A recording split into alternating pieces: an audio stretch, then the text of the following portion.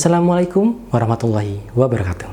Selamat datang di channel Koko Asmara, di mana kalian bisa mendengarkan cerita horor dan misteri yang pastinya menegangkan, menakutkan, dan menyeramkan.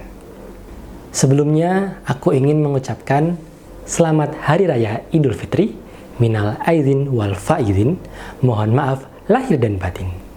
Kali ini, kita akan mendengarkan cerita dari seseorang yang telah mengirimkan voice note-nya dan sama sekali belum aku dengarkan.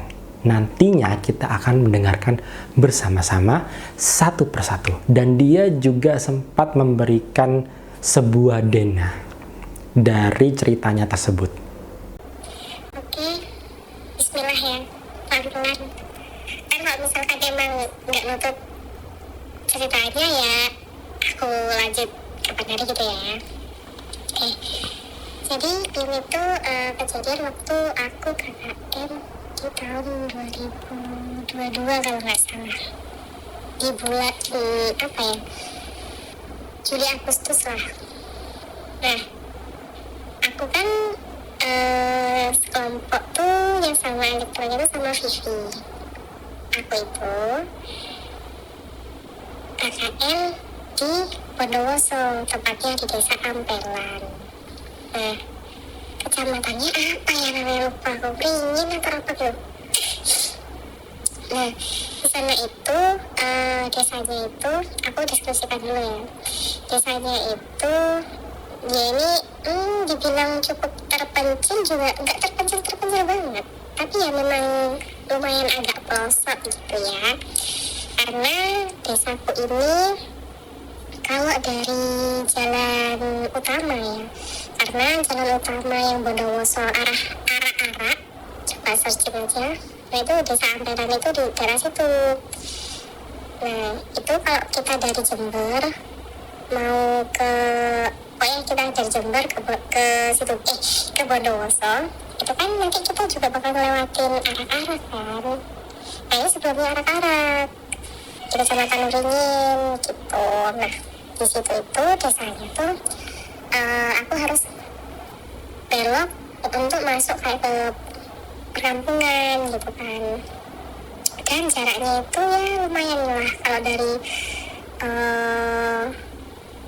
jalan gede, ya nggak gede-gede banget ya, pokoknya ini jalan arah ke arah ini sekitar berapa meter gitu, kilo ding, jauh lah, ada kalau 2 kiloan hampir.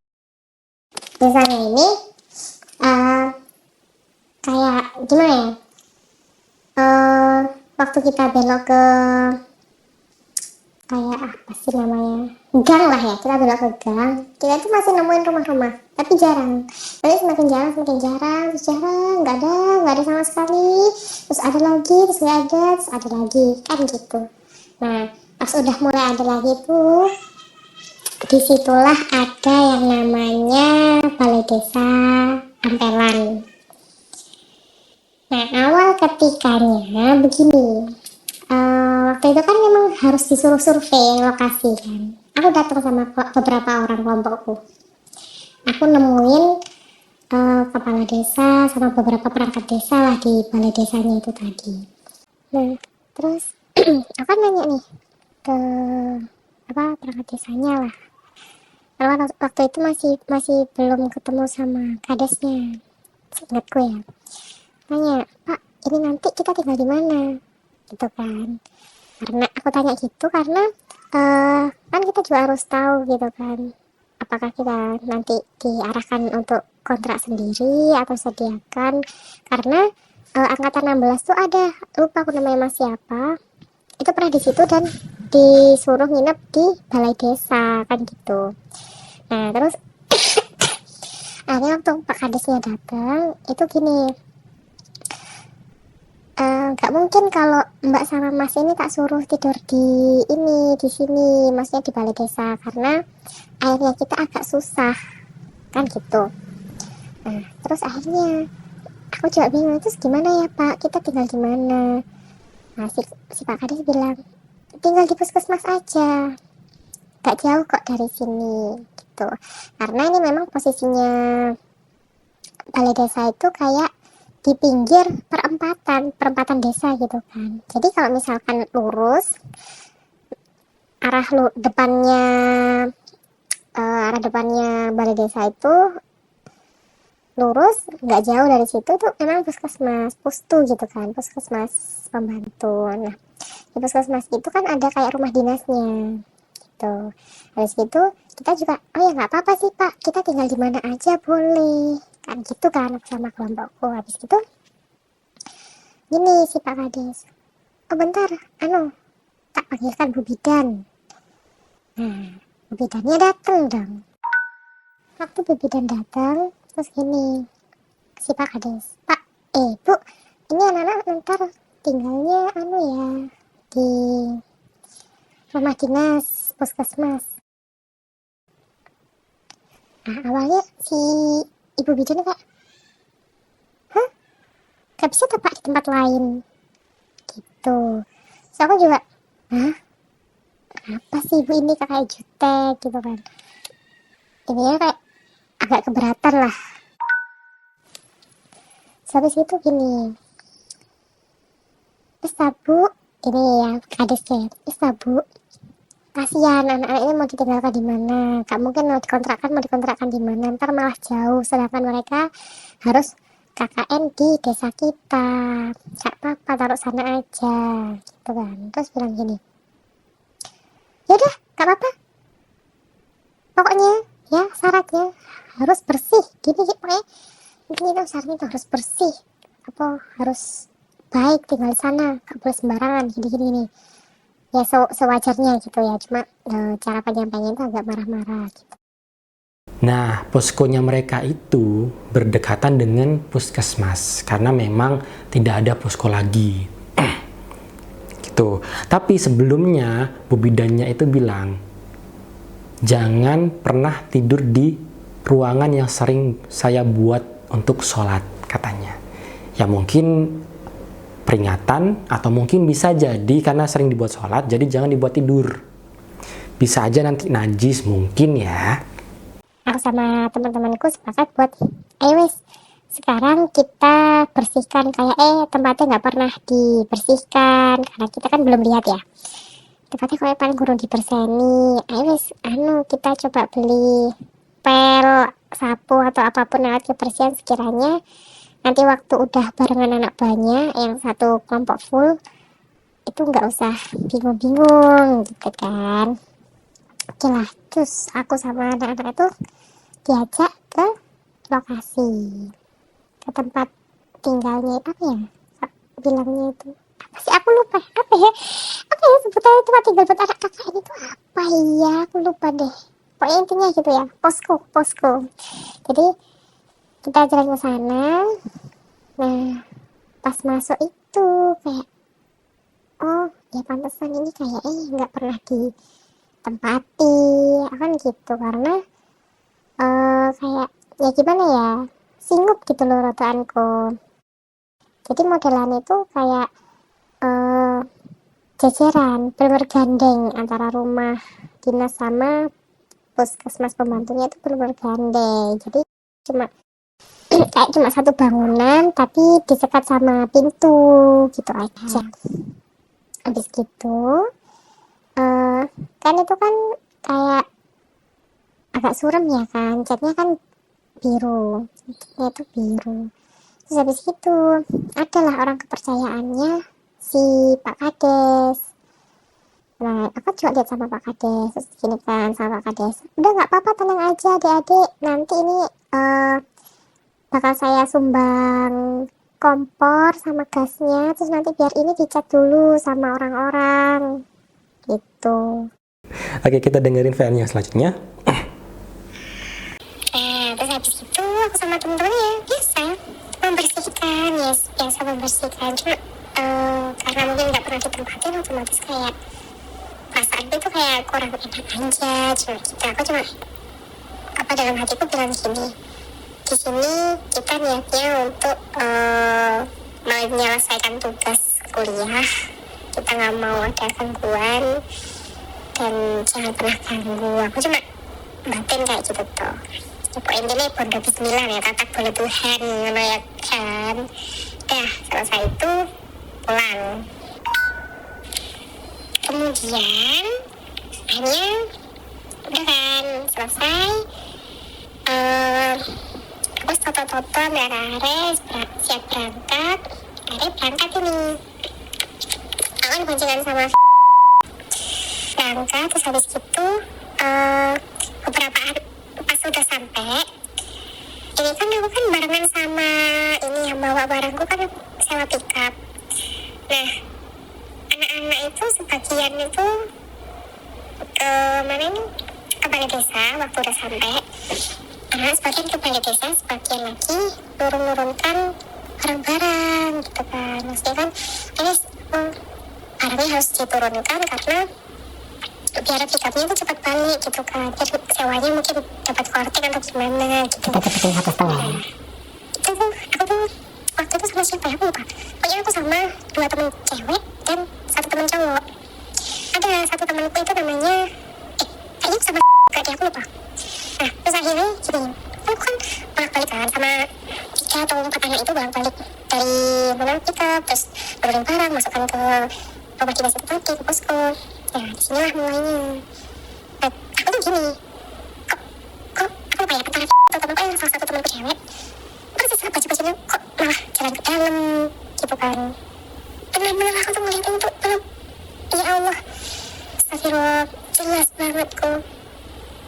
Tapi dari belakang kelihatannya itu kayak dia tuh habis naruh barang, tapi di situ dia tuh masuk ke kayak ruang tengahnya gitu. So aku gini, ngapain kamu itu di situ? Ayo, aku belum selesai.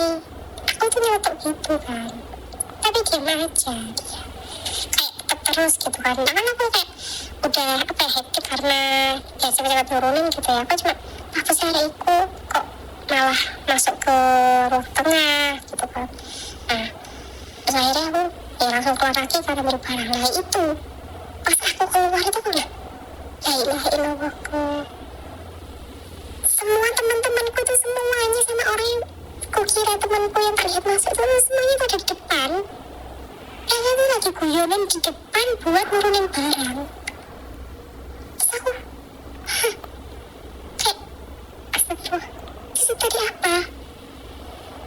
Sebaju-bajunya persis body-bodinya ternyata di mataku itu apa?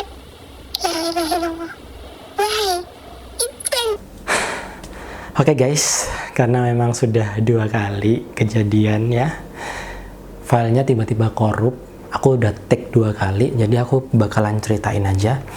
Jadi singkatnya, si Dinda ini itu memang sudah mengkoordinir teman-temannya supaya tidak menempati ruangan yang dibuat sholat dan ngaji, dan dia sudah bilang ke teman-temannya harus wangi, harus dipel, dibersihin, disapu, harus wangi pokoknya. Dan Dinda ini tuh ngeliat salah satu temennya dan dia nyeplos ngajak ngobrol, "Mbak, sampean bisa lihat ya?" Terus si mbak ini tadi tuh bilang ke Dinda, "Mbak Dinda juga ya?" Wah, ini biasanya guys, kalau kalian itu yang nggak bisa lihat atau cuma ya, semua manusia itu bisa merasakan sebenarnya. Kalau kita lagi duduk, tiba-tiba gak ada angin, gak ada hujan, gak ada orang, tiba-tiba kayak ada angin slet gitu. Nah itu biasanya ada yang sedang lewat, tapi memang kita tidak sadar. Tolong, ini saya merinding. Astagfirullahaladzim, mohon maaf lahir batin. Biasanya kalau misal kalian keseringan merasakan sesuatu dan kalian bersama orang yang bisa lihat, itu biasanya ya, mohon maaf kalau ada yang nggak percaya nggak apa-apa ya, biasanya itu energinya nyalur, bukan nyambung, nyalur.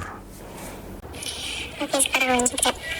Nah terus habis itu kan setelah aku tahu ya, aduh ini ada yang tahu hal-hal kayak gitu, tak tanya. Kayak gini kan di situ kan ada 2 kamar mandi, 1 kamar mandi buat yang di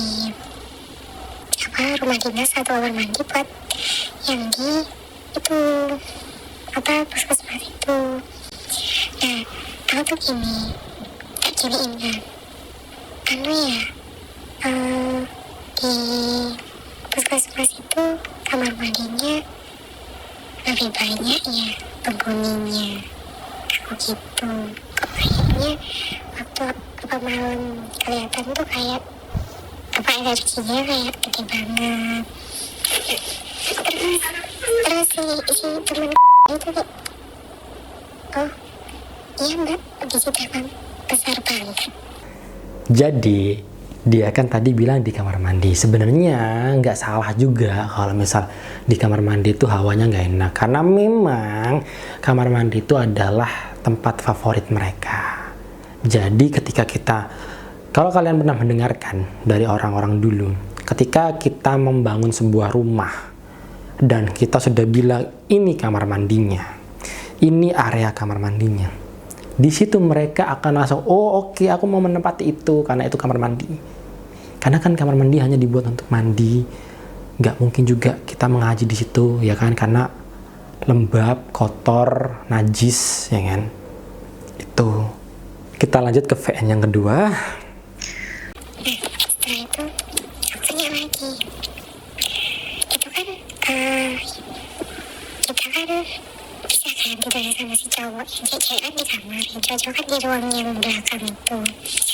Nah di situ tuh ada jendela ya, kayak angin-anginan gitu, tapi angin-anginannya tuh nggak ada kacanya, nggak ada penutupnya. Suara anginannya itu kecil yang di atas gitu tuh. Aku tuh kalau malam itu kok sering lihat ke situ ya, ada penghuninya ya di situ ya. Aku gitu kan ke temanku ini, ya emang mbak, cewek di situ. Tentuan aku segini ya, ini kayak ada suara guys. Oke, kita lanjut lagi ya. ya kok aku bisa sampai mendeskripsikan juga ya, pasti kan hampir gitu kan.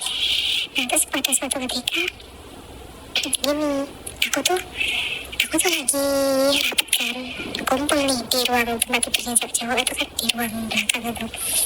Nah di situ tuh aku tuh merasa ya kok ada Memang ada suara di luar. Oke lanjut. Di dekat jendela itu kayak dia merhatiin terus, dan aku ngechat kan, aku langsung ngechat dari tadi dia merhatiin kita ya, sosoknya hitam kan. Terus dia bilang, iya bariku makin kerasa ya, bariku makin peka ya, udah kita janji ya. Tapi habis itu aku tuh ngerasa gini, ini perkumpulan orang 10 ini kayak lebih dari 10 ya yang hadir. Aku gitu kan begini, ya emang mbak, ya tetap join gak cuma kita bersepuluh aja. Tuh kan guys, apa aku bilang, kalau kalian sering ngerasain hal-hal yang tak kasat mata, terus kalian deket sama orang yang bisa dibilang bisa ngelihat mereka, energi kalian itu pasti bakalan nambah, tersalurkan dari yang mereka yang bisa melihat.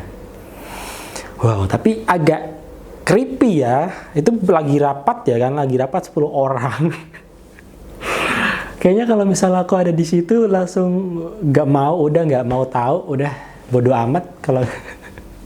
Oke, kita lanjut ke VN. Ini masih banyak guys, masih ada beberapa VN, tapi aku coba untuk play semuanya. Oke.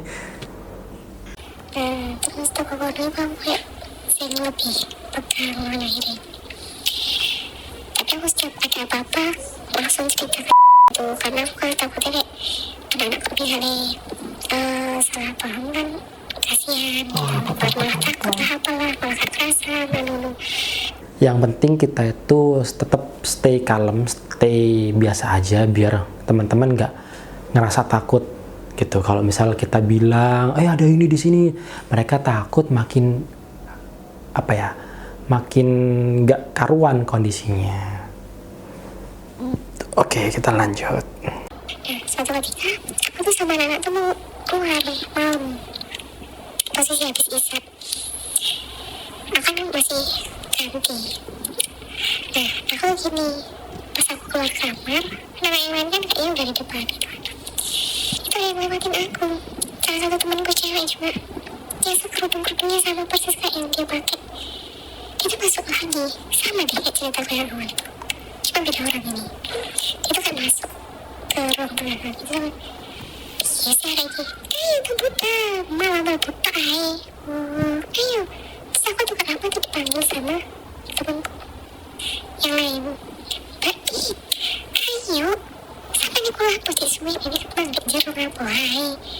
Karena deket banget sama di park. Aku langsung, duh iya tak, emang aku dari dewi. Aku belum nyeletuk kalau nah aku mau anak apa salah satu temen di situ loh. Aku sama aku lupa yang masuk tuh siapa. Terus salah satu temen tuh menegur, tuh cepetan mbak, aku tuh belum nyeletuk kalau itu tadi dia masuk. Aku udah keluar dan aku lihat ternyata anaknya itu sudah berdiri di korek sepeda. Terus aku, itu tadi siapa lagi? Ternyata aku yang paling terakhir yang belum keluar. Ceritanya makin intens ya guys ya. Habis itu udah kan. Terus singkat cerita, adalah salah satu temenku yang lagi galau. Kok ada yang kayak azan? Bukan, komat. Ah, udah, lanjut. Nangis di depan posko malam. Ya jam 10 lah. Awalnya dia sendiri. Jadi lama-lama dia langsung masuk, langsung dikunci poskonya. Cewek kan. Kayaknya dia sendiri aku berdua sama salah satu temenku. Tanya iya, kenapa? Ini beda orangnya ya. Ini si kortesnya namanya. Kenapa ya? Dia sambil nangis. Mak, aku takut. Dia bilang gitu. Terus temen, ya kayaknya yang namanya dia tuh kan. Terus si tuh gini. Iya mbak, waktu nangis, ada yang ikutan nangis. Tapi suaranya kecil. Bayangin. Apa gak mau gila itu supposku. Wah, merinding guys. Terus lagi ya udah, tenang. Jangan dipikirkan. Aku yuk masuk kamar aja. Gak usah terlalu mikirin yang aneh-aneh, jangan galau. Tapi ya guys ya, kalau kalian dimanapun, jangan sampai pikiran kalian kosong. Jangan melamun, apalagi kalian lagi camping ataupun di posko manapun, di posko entahlah KKN atau dimanapun, jangan sampai pikiran kosong apalagi galau. Rawan guys, beneran. Oke, kita lanjut ya. Oh iya, kan aku lupa. Aku kan gini, semenjak aku dikasih tahu sama Bu Bibi, katanya harus bersih. Di sana tuh sebenarnya aku udah mulai agak ngeh. Ya, karena pikirku, karena mungkin nggak pernah ditinggali, jadi ya harus dibersihkan. Tapi selain membersihkan, aku selalu ngajak gimana caranya anak-anak juga mau ngaji. Jadi setiap sholat subuh atau sholat maghrib, aku mesti ngajak anak-anak, ayo ngaji. Kalau nggak gitu, aku ngaji sendiri aja. Yang penting aku ngaji. Itu. Oke, kita lanjutkan ya. Ada tragedi ketika aku keluar pagi sampai siang, sorenya balik ke posko itu ada salah satu handuk itu hilang. Anehnya, kenapa ada handuk yang diambil? Handuk besar. Kenapa? Bagus Sedangkan kali. di situ aku loh, ya sorry ya, ada punya pipi, apa celana dalam, pakaian dalam, ejek cewek, baju, banyak itu. Kenapa yang diambil malah handuk? Bagus mungkin handuknya ya, besar kan katanya. Enggak sih, karena sampai sekarang nggak tahu tuh. Waktu aku udah laporan, besoknya tiba-tiba si handuk ini ketemu. Kamu tahu di mana? Handuknya itu ada di puskesmas. Aneh kan, masukannya gimana itu? Kok bisa? kita di sana akhirnya udah ya berlalu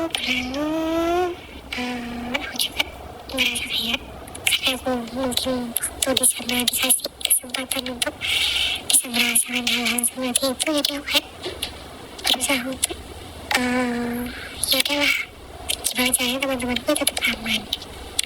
Tanggung jawab guys. Singkat cerita, Bagus ya aku kurang berapa 2 mingguan lah kayaknya. Tinggal di situ tuh kurang 2 minggu lagi karena totalnya kan sebulan. Nah, anak-anak tuh siapa tuh kan waktu Sabtu tuh Minggu gitu kan depan libur ya. Anak-anak itu bisa-bisanya nakal buka kamar yang nggak dibolehin dibuka itu. Dan anak-anak nonton film horor di situ. Wah, nyari perkara. Udah dibilang nggak boleh dipakai buat apapun selain ngaji sholat. Pakai buat nonton horor guys. Nyari perkara memang. Ingat ya guys, kalau kalian udah di warning, jangan nyari perkara pokoknya. Walaupun kalian mau mencoba, jangan ya. Coba kita dengerin lagi.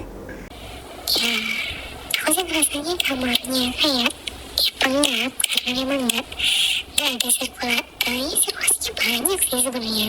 Karena itu ada ini nih jendela satu ya yang ada tralisnya gitu logo kayak jendela zaman dulu, cuma tralisnya itu nggak full. Habis itu di situ tuh kayak ada meja rias zaman dulu juga.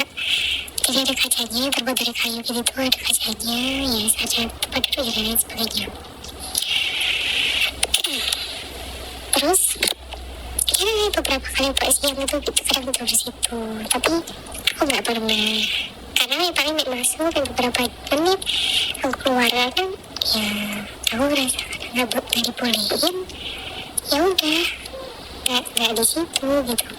Tapi sering di situ kayak ya berharap dia lihat nih itu kan. Tapi kalau kataku ya, kalau kataku